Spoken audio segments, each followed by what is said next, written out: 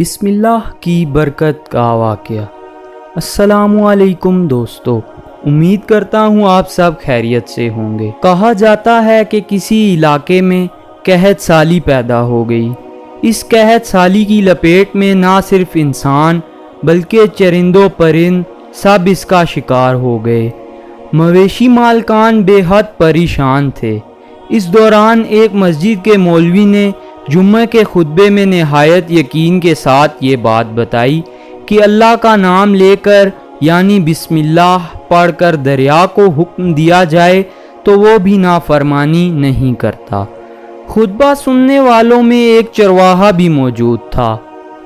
مولوی صاحب کی یہ بات اس کے دل میں اتر گئی اور اس بات پر اس کا یقین کامل ہو گیا۔ اس نے واپس آ کر اپنی بکریاں کھولی اور سیدھا دریا پر چلا گیا۔ اونچی آواز سے بسم اللہ پڑھی اور دریا کو کہا وہ اپنی بکریاں چرانے کے لیے دوسرے پار جانا چاہتا ہے اور اسے کہا کہ مجھے اپنے اوپر سے گزرنے دے۔ یہ کہہ کر اس نے اپنی بکریوں کو لیا اور دریا پر چلتا ہوا دریا پار کر گیا۔ دریا کے دوسری طرف کا علاقہ گھاس سے بھرا ہوا تھا۔ درختوں کے پتے بھی سلامت تھے کیونکہ کسی کو یہاں تک آنے کی رسائی نہیں تھی۔ اس نے خوب اچھی طرح اپنی بکریوں کو سیر کروایا اور واپس لوٹ آیا۔ پھر یہ اس کا معمول بن گیا کہ وہ بکریاں پار چھوڑ کر واپس آ جاتا اور شام کو جا کر بکریاں لے آتا۔ اس کی بکریوں کا وزن دگنا چگنا ہو گیا۔ لوگ چونک گئے اور اس سے پوچھا کہ وہ اپنی بکریوں کو کیا کھلاتا ہے۔ وہ سیدھا سادہ اور صاف دل نوجوان تھا۔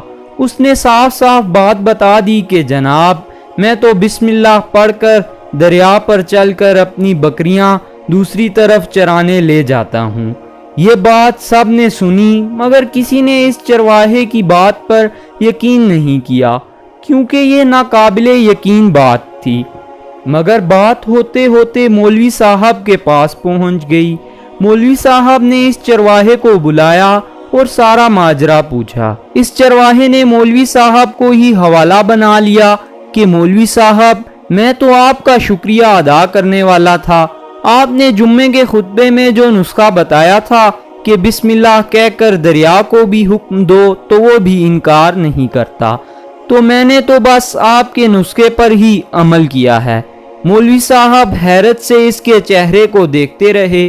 مولوی صاحب نے کہا بھائی صاحب ایسی باتیں تو ہم ہر جمعہ میں کرتے ہیں، فقط ان کا مقصد لوگوں کا ایمان بنانا ہوتا ہے۔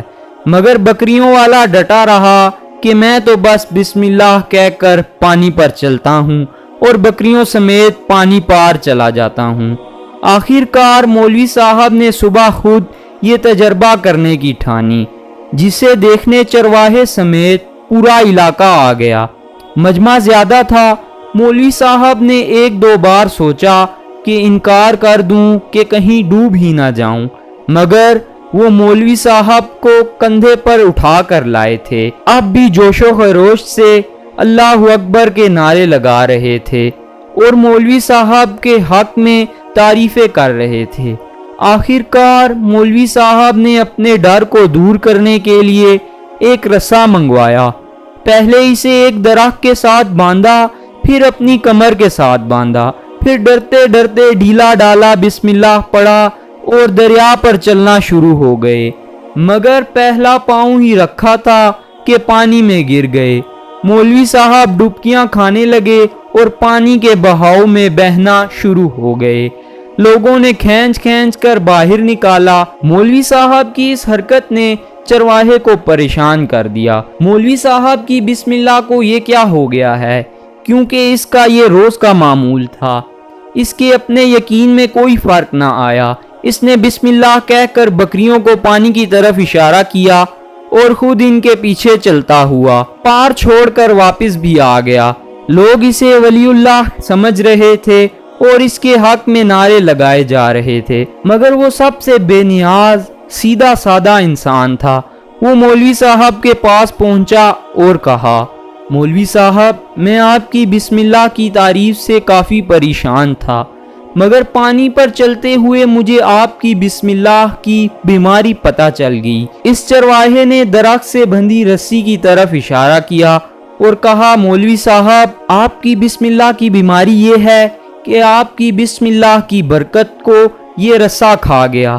آپ کو اللہ اور بسم اللہ سے زیادہ اس رسے پر بھروسہ تھا، لہٰذا اللہ نے بھی آپ کو رسی کے حوالے کر دیا۔ پھر کہنے لگا، مولوی صاحب، آپ بھی کمال کرتے ہو، میں نے آپ کے منہ سے سنا اور یقین کر لیا، اور میرے اللہ نے میری یقین کی لاج رکھ لی، مگر آپ نے اللہ کا کلام سنا مگر یقین نہیں کیا، لہٰذا آپ کو اللہ نے رسوا کر دیا۔ محترم عزیز دوستو، یہی کچھ حال ہمارا ہے، ہماری نمازوں اور دعاؤں کا حال بھی یقین سے خالی ہے۔